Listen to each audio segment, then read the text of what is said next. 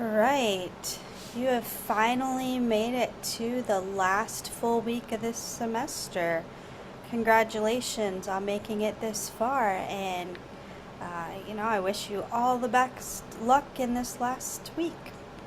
So, this week our focus is on writing for presentation, which will be the focus really actually of the later half of the week, but you will need to be thinking about it before that time. So, if you can get the first assignment done early, that will probably be better for you than if you wait till the last minute to do that one. So, those of us who have habits of procrastination, this is probably not a good week to give in to that habit, but to work on that new habit of not procrastinating, at least not so much. All right.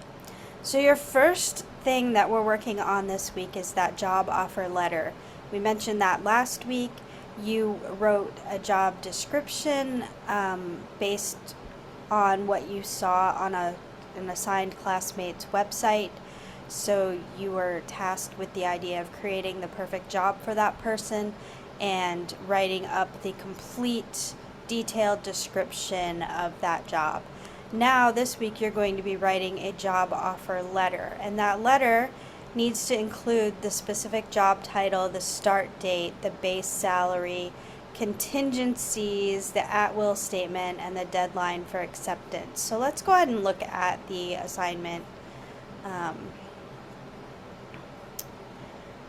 The assignment instructions. So we scroll down past the job description and we come to the job offer letter.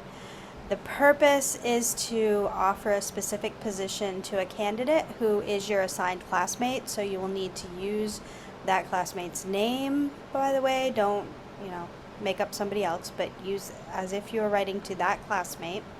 Your audience would be your prospective employee, also known as your assigned classmate, and you need to have those things that I just mentioned as your content. So let's look a little bit more at the content. So first of all, you want to use that job description that you created so that everything that is in your offer letter matches up with that description. You want to have that same specific job title. You want to include a start date, so when that prospective employee would be required to start working. The base salary or wage. So if your job description gave a salary range of, say, 48 to 54,000, depending on whatever experience or qualifications, you could write your offer as 49,000 or 51,000, or somewhere within that range. It needs to match up, and it needs to be an actual number, not that range. So it has to be the salary that your company would have decided on for this particular candidate. You need to include any contingencies. So if this offer is based on the prospective employee meeting certain requirements, such as passing a background check, a reference check, drug testing, document verification, or anything else, you need to put that in there. So you need to list the exact contingencies that are in there for that employment, that job offer, and make it clear that if those things don't happen to the satisfaction of the company, that the offer will be rescinded. You also need to include an at-will statement if this applies to this particular job, which is basically stating that either the employer or the employee could terminate the employment at any given time for any reason or no reason at all. If this is some more of a contract position, then you might not have an at-will statement, or your at-will statement might have some more nuance to it. Again, just like you were asked to do some research to find your job descriptions, you might want to do a little bit of research to see what is standard in that particular industry, if there is a standard. And then you also want to include the deadline for accepting the offer, although it's probably best to phrase it, more along the lines of we hope to hear from you by XY date for your acceptance of this offer. All right. So that is the content. There's not a lot of content to this. It's pretty basic. What is right here, that is what's expected to be in your letter. So if you follow that, then your letter is not going to be a very extensive letter. It will be, pretty straightforward, to the point, a few paragraphs, that's it. And they'll be short paragraphs, as with pretty much all technical writing. Right, the style. Your style needs to be a professional letter, although these days it's very common for those to be emails. You want to refer back to the very first week of this semester when I had you write your introductory emails to me. There's the information about professional emails. You want to go back and refer to that. All of that applies to this. It needs to be formal, yet still conveying warmth. Needs to be respectful. You need to show positive energy. It needs to be an efficient letter, which means that you want it to be clear and concise. You don't want to use a lot of extra words and phrases. Just keep it straight to the point. It needs to be accurate, which means that you need to make sure that you have all the right information, the specific information that you need. And again, it needs to be clear. So there should be no doubt on the person receiving the letters, understanding of what the job offer is and when it begins and what any contingencies are. As far as design, you need to have a subject line for an email. The letter itself should have a greeting. It needs to have the body with that content that we've already discussed. It needs to have a formal closing, such as sincerely, and it needs to have your signature, which in email obviously is just going to be your typed out name, but in a formal letter you would have like a handwritten signature and a typed name. So that's what you're going for as far as design goes for this particular assignment. So it's not a difficult assignment. There's not a lot of parts to it or anything, but keep in mind that this is bringing together things that we have been doing all semester. This is referring back to the where we started this semester and bringing that assignment into a new situation. So a new spin on that kind of professional email. You want to show that you can actually create a strong professional email or letter. So just keep that in mind, that the simplicity can be deceptive, but often it takes more energy, more concentration, more diligence to write these simpler pieces in a professional manner. All right, so, if you have any questions about that part of the assignment, of course, please let me know as soon as possible so that we can discuss it and get you squared away with that. Let's go back to our presentation. So this is a professional letter written on company letterhead or somehow indicating that company if you're setting it up as an email. Make it clear that you have this more official, formal kind of thing. All right, the next part, and this you can think of as your final exam in a way. This is the performance review. This is where you give an honest assessment of your performance in the class.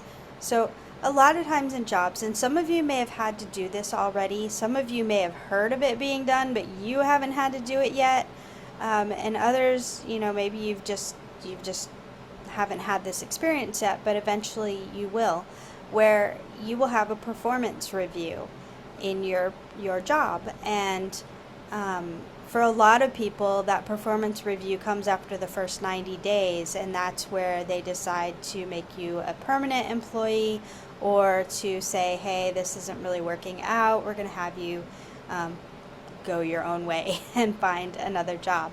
So that performance review is often a key one in determining whether you stay with the company or not. Sometimes it also determines whether you get a bump in pay, or even a bump in your position, your title.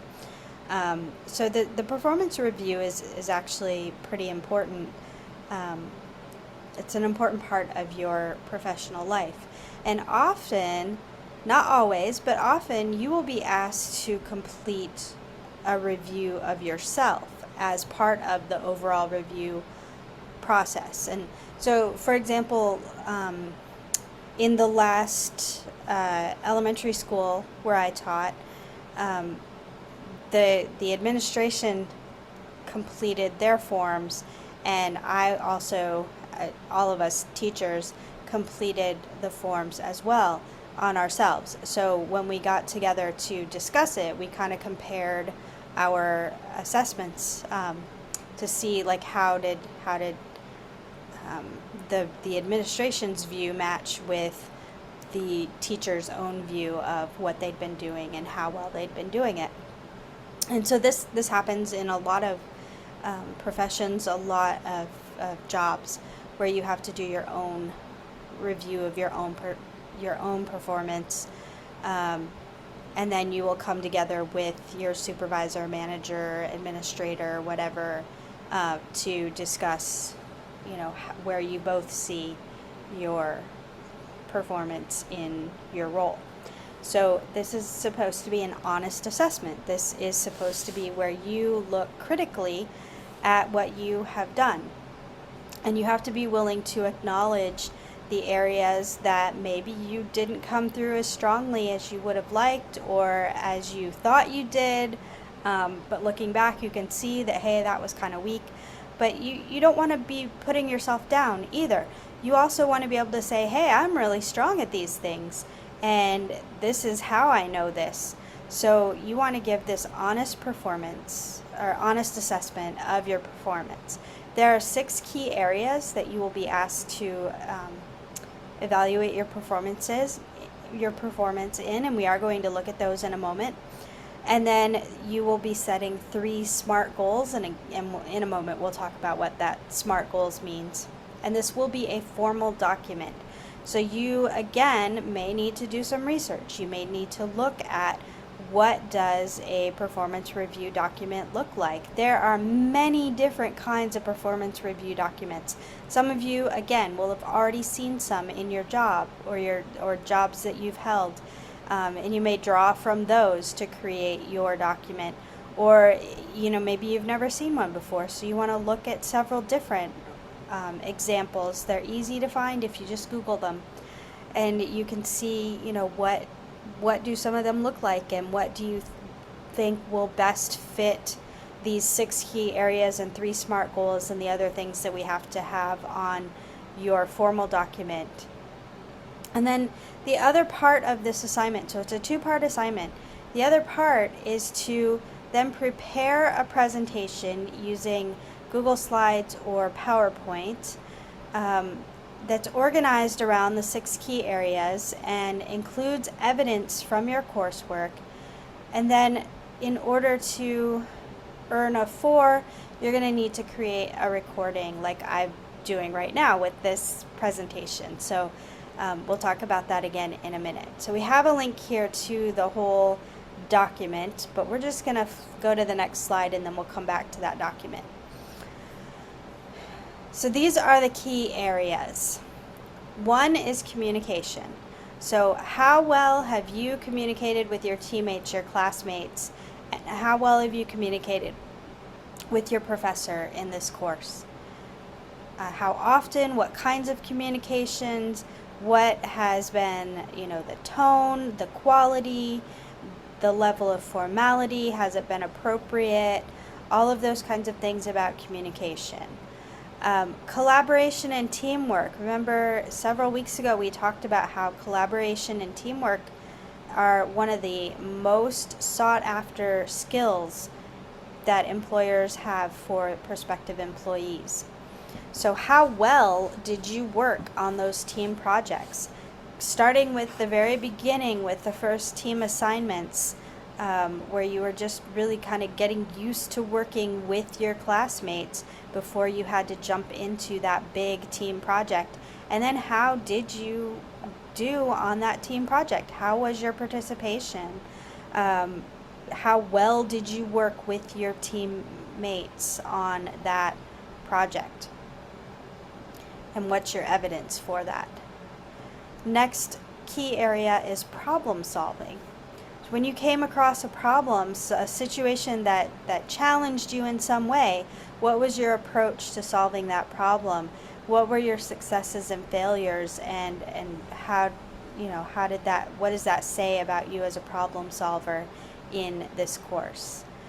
Quality and accuracy. So did you follow directions for the assignments? Did you meet the requirements at least? Did you exceed requirements in some cases or many cases? Were you producing high quality documents, or were you just kind of dialing it in sometimes?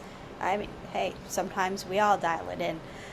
So, just being honest about that, though, is very important. Punctuality and reliability. So punctuality is a difficult one for an online class, but some of you in your teams, you had, Zoom meetings or other kinds of meetings, or you all agreed to be on a document at the same time or something like that. Were you on time for those things the best you could be? And were you reliable, not just in joining into team meetings and things, but were you reliable in doing your part of an assignment? If you were asked to take on a particular section, or if you volunteered to take on a particular section of the work, did you do that reliably and in time for the other team members to do what they needed to do?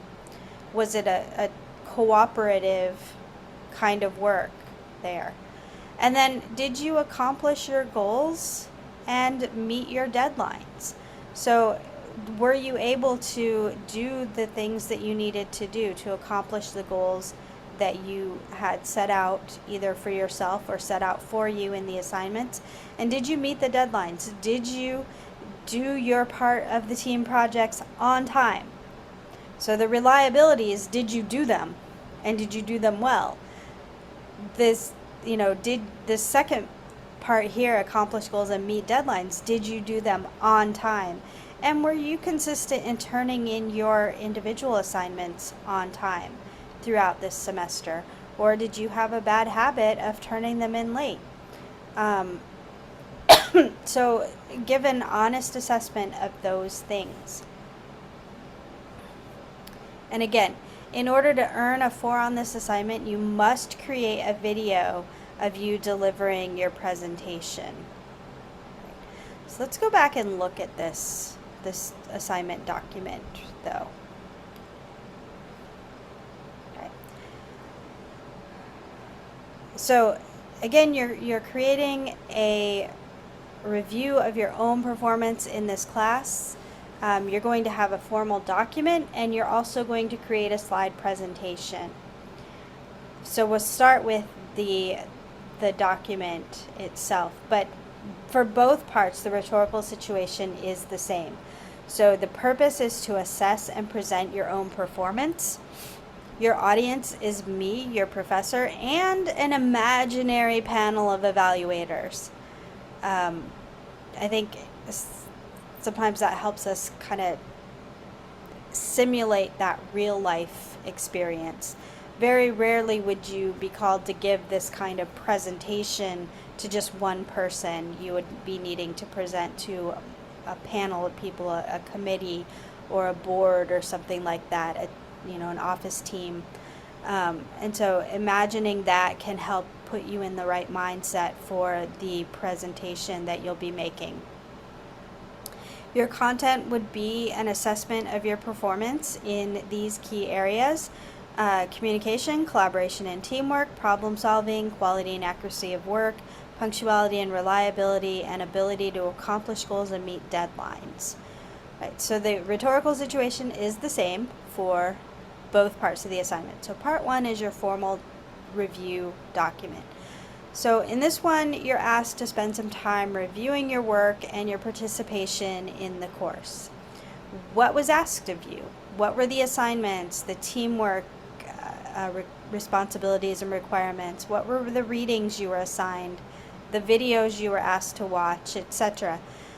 Consider those things in relation to the key areas listed above, those, communication, teamwork, and collaboration, and so on. How would you honestly rate yourself? Use a scale of, say, 0 to 4, like we're doing in this class, or 1 to 10, or another rating system that suits this particular task. And if you Google performance reviews and you look at several of them, you will see different rating systems being used, and you'll decide which one kind of feels right for you. But rate yourself in those areas and draw upon specific examples from your work and your performance to support your ratings. What do you consider your greatest achievements in this class, and why? What are 1 or 2 areas for improvement in each of the key areas that are listed above? Think about those. List those out for yourself. And then in this class, if this class were to continue for another semester, say this were a 2-part class and you had another semester that you had to do, what goals would you set for yourself for the second half, and why? And then you'll create that formal document that presents your assessment of your performance. So the content that you must have in this formal document include your name, your student email address, the course name, the review period, which would be this summer semester 2022, your rating system, so explaining what your rating system is, if you're using a 0 to 4 scale and what the 0, 1, 2, 3, 4 mean. If you are using a 1 to 10, what do each of those, if you're using some other like adjective type system, what do each of those mean? So you have like a key for your rating system. And then your evaluation items, which would be those 6 key areas. And you'll want to present your rating for yourself in each of those key areas and explain why you rated yourself the way you did, referring specifically to things you've done in class or didn't do, if you didn't do some things that you should have. And then you're going to go and think about what are the goals. So after you kind of give yourself your rating, you explain why you've given the ratings that you have, then you want to think about those goals. And you're going to ultimately give 3 SMART goals. SMART goals are specific. So not just like improve my writing. That's not specific. What kinds of things do you need to improve? I need to improve on my punctuation, and I need to improve my sentence structure. Okay, so that would be a specific goal, improving sentence structure and punctuation. Measurable. So it needs to be something that can be measured. So those goals can be measured because we can compare. We can compare from the beginning to the middle to the end and see, has there been improvement. They need to be achievable. So you can't say I'm going to write the equivalent of a doctoral dissertation this semester, because that's not how doctoral dissertations work. It's not an achievable goal in one semester anyway. It has to be relevant. So You can't give a goal that's not related to this course or to technical writing, um, you know, that you would have a future semester of. And it needs to be time bound. So you can't just say, I'm going to improve over the course of my lifetime. It needs to be like by the end of that semester or by midterm, I will have improved so that I do not make these mistakes. Um, you know, whatever it is that you're setting as your goal, you need to have a time limit on when you should have achieved the improvement or the goal that you're setting for yourself. Because not all goals are improvements. There are other specific things that you can have as a goal. Right. And then any comments that you wanted to add about your performance, your assessment of your performance in the class, and then your signature. So anytime you would be asked to review yourself, review someone else, you would have to sign that review. Your style should be formal, professional, clear, and concise.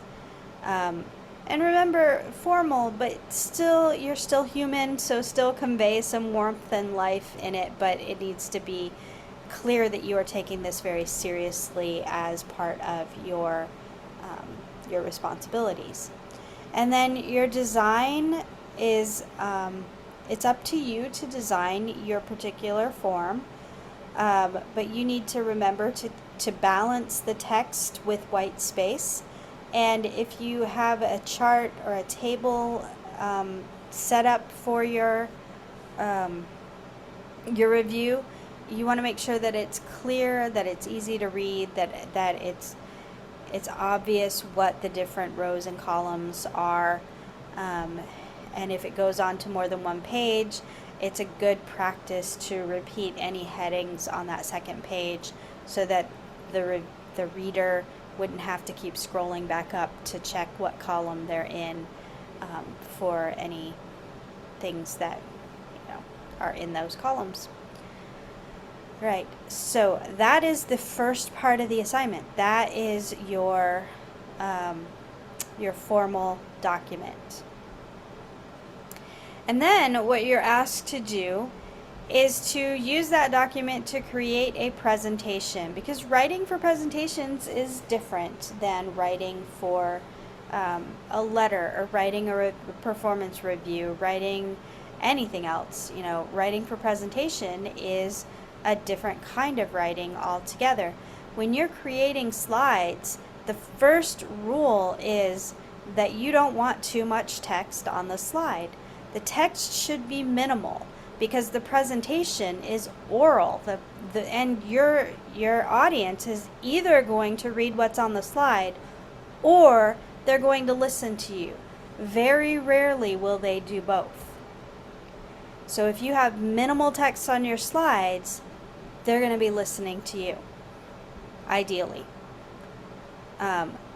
If you overload your slides with text, it doesn't matter how good your presentation, your spoken presentation is, they're not going to be listening because they're going to be too busy reading what's on those slides. So you have to learn to create slides that do not contain too much text, but still convey the information you need to convey so that people have a better chance of seeing where you are and keeping track of information that you're presenting to them in your spoken presentation. Right. So, you're going to imagine that you are presenting your performance review to me and the imaginary panel of evaluators. You don't want to just read this document to us, because we can read it ourselves. We don't need that. We don't need the audio version of it. What we need is for you to humanize it. You need to bring that human element to it and help us see you as a person. See who you really are and why you do the things you do. See how you see yourself through your body language, through your facial expression, as well as your voice and, just like the way you present yourself. So give us some life there. It needs to be that dynamic presentation that you support your points with evidence from your work in the class. So carefully choose that evidence so that you can present to us your best case for the evaluation that you are giving of yourself. And then in order to have the opportunity to earn a 4 on this project, you have to create a video presentation. So you actually have to give the presentation, and you're going to submit that presentation as an MP4 file or a YouTube link, or some of you may choose to have it, you may be able to do it through Google Meet. I don't know. I can't keep up with Google Meet, you guys. Sometimes you can go on Google Meet and you can record a presentation and it'll upload to Google Drive, and then you could share that with me. But I also have tried using Google Meet where you haven't been able to record unless you have a paid subscription. So I'm not really sure if you can do that right now. That's just something I just don't know at this point. I will try to check that tomorrow and maybe get back to you on Blackboard with a note about that. But yeah, you have a couple of options. You can record it as an MP4. You can upload it to YouTube and share the YouTube link, because a lot of times the MP4 files will be too big for Blackboard to handle. So uploading to YouTube is better. If you use PowerPoint, you have the option to record yourself giving the presentation, and that will save as an MP4 file, and you can submit that. If you use Google Slides, you're going to have to do a different way of recording. I shared with you a screen recorder several weeks back that you could use, OBX, and then you can use Zoom. If you go on Zoom and you can record yourself, which is obviously how I do these videos for you. And then there are other options. I mean, heck, you could do it on TikTok if you wanted to. I don't know why you'd want to do that, but if you wanted to, if that's what worked for you, you can do that. That's fine. Yeah, that'll work. So if you run into trouble and you want to make this recording because you want this opportunity to earn the 4, please let me know sooner rather than later, and I can help you out with that.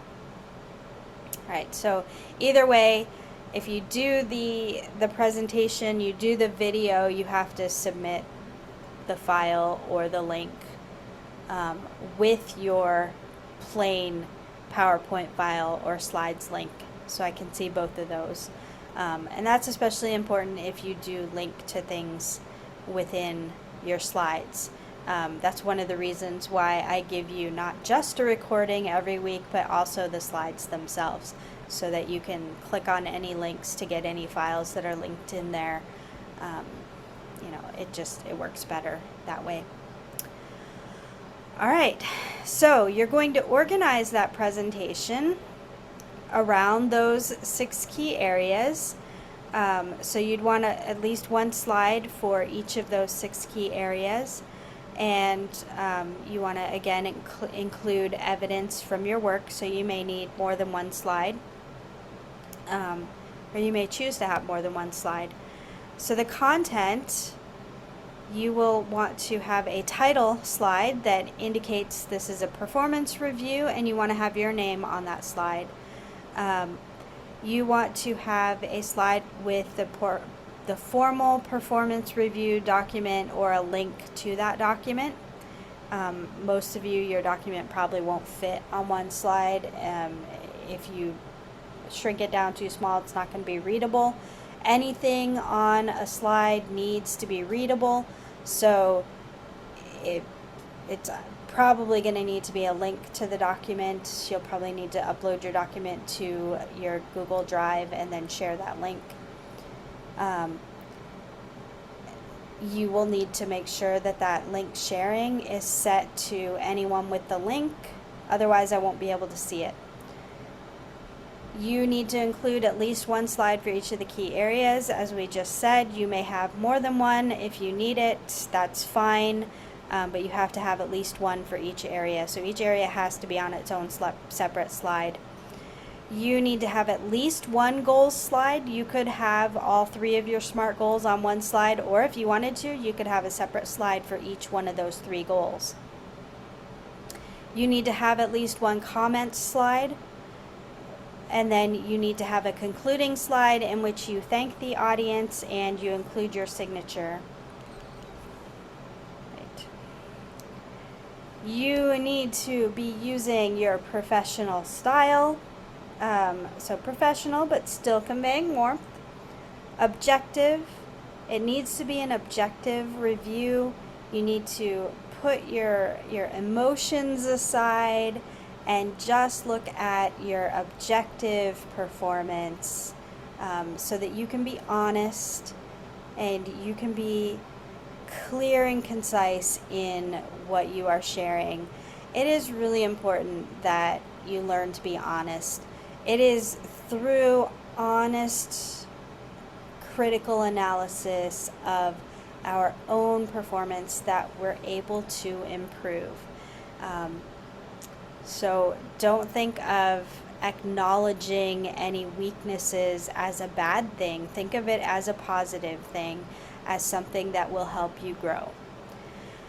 And then your design, you can use any of the slide themes that you would like to, but it does need to be appropriate to the occasion. So you don't want something that is very cutesy or too artsy, or unless you're in an art field, of course. It's something that's appropriate to the occasion. So if you think of, like business, professional kinds of slides, think of the themes that I've been using throughout this semester. Some of them would be appropriate, like the one for this week. Others would not be appropriate because they just wouldn't convey the right atmosphere for this particular occasion. Again, your design on your slides, you want minimal text. You just want those key points, and then you want to use your voice to explain them. You can include graphics, but make sure that they're necessary.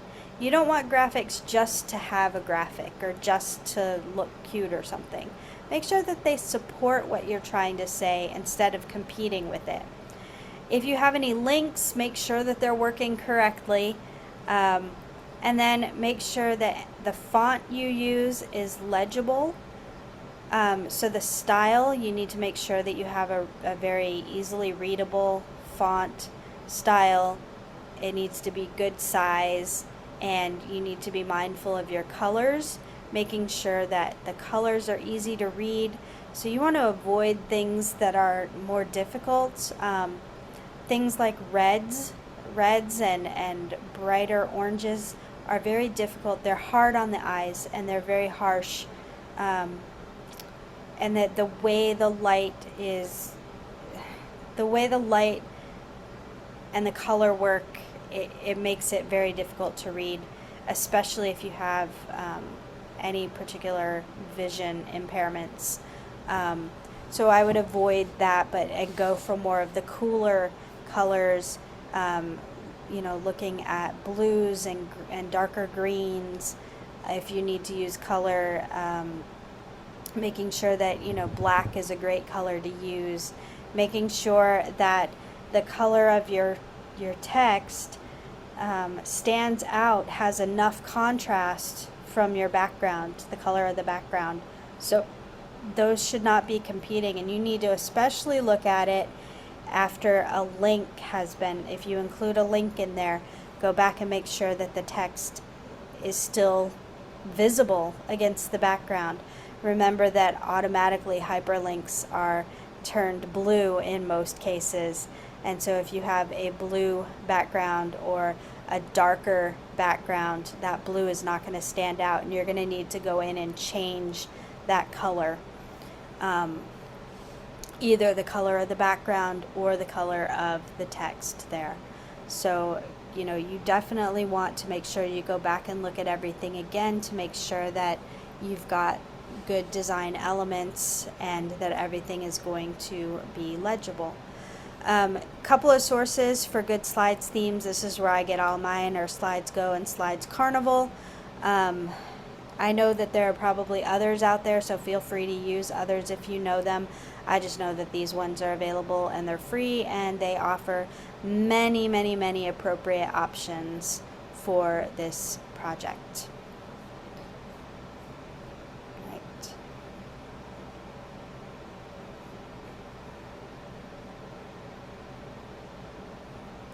Okay. So, the assignments that you have due, these are your last assignments. You have your job offer letter. Make sure that gets submitted by noon on Thursday. If you can get that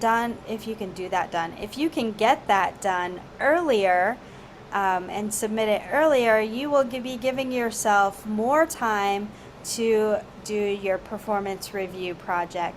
So for the performance review, make sure that you have your formal performance review document, that is a Word or PDF document, that you have your slide presentation as a PowerPoint file or a Google Slides link. That Slides link must be set to anyone with the link can comment.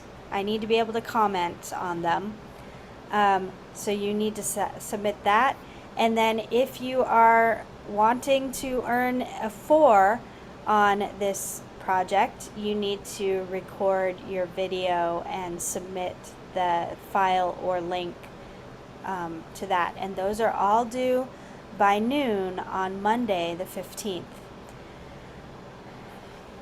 So this is it. This is the end. Remember, this performance review assignment, it acts essentially as your final exam for the class. And I want to be clear that I'm not going to be looking at whether I agree or disagree with how you have rated yourself as part of my assessment for the grade for this project. I'm going to be looking at, were you honest? Were you specific in each of these 6 key areas? Did you set SMART goals? Were they 3 SMART goals? Did you create a document, a formal document that looks like and acts like a performance review? Did your slides presentation, is it appropriate? Is it professional? Does it accomplish all of the things that it needs to? And then if you want that 4 and you submit that video, do you have a dynamic presentation that enhances your slides, that really brings those to life, brings you to life as a human being rather than just a bunch of words on a page? So I'm not going to be grading, if you say that, oh, I get top scores in 4 of these 6 areas and just the next to the top score in the other 2 areas, whereas, I might see your scoring differently if I were scoring you. I'm not going to say, oh, well, you didn't do a good job on your performance review because you didn't get the same scores that I did. I'm not looking for that. So don't worry about that. Don't worry about trying to figure out what scores I'm looking for from you. I mean, you and I both know how you've been doing this semester.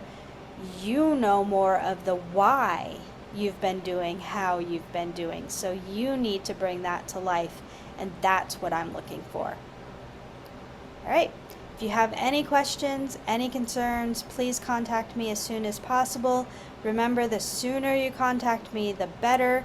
And that as a general rule, I don't check email on weekends. Occasionally, I do see some of the emails come through. If there is an emergency email, I will reply if I can. But, as a general rule, I'm not available on the weekends. That is time that I have set aside for family. So, the sooner the better. And I do thank you for your work, and I wish you all the best, and am hoping for your best success for this week. Yeah. So good luck and have a good time.